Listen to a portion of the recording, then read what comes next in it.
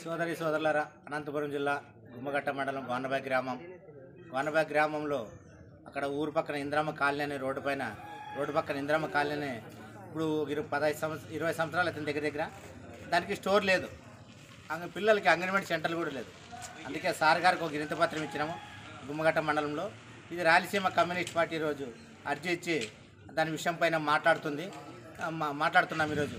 అందుకే ఇప్పుడు Rayalaseema communist party ఏం చేస్తుందంటే, అది ఇక్కడ 1.5 కిలోమీటర్ ఉంటుంది. ఇప్పుడు అంతా వలసలు వెళ్ళిపోతున్నారు ఆ గ్రామంలో. ఇప్పుడు ముసలోళ్ళు చిన్నపిల్లలు ఉంటారు. చిన్నపిల్లలు ముసలోళ్ళు ఉన్నప్పుడు వాళ్ళు 1.5 కిలోమీటర్ బియ్యం సంచి ఎత్తుకొచ్చుకునేకి అవుతుందా? పిల్లలు ఎవరిదెవరు తమ్ము పడుతుంది అనుకో, వాళ్ళు ఎత్తుకొచ్చుకునే కాదు. కాబట్టి సర్కార్కి అర్జీ ఇచ్చినాము.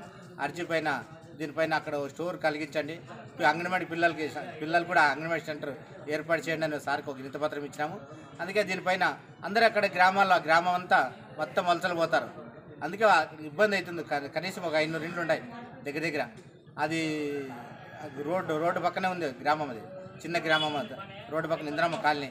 ఆ కాలనీకి స్టోర్ లేదు, అంగన్వాడీ సెంటర్ లేదు. చిన్నపిల్లలు స్కూల్ పోవాలంటే ఇబ్బంది పడుతున్నారు. అందుకే సార్కి ఒక వినతి పత్రం ఇచ్చినాము. ఈరోజు రాయలసీమ కమ్యూనిస్ట్ పార్టీ అని ఇక్కడ ఒక డిమాండ్ చేస్తుంది.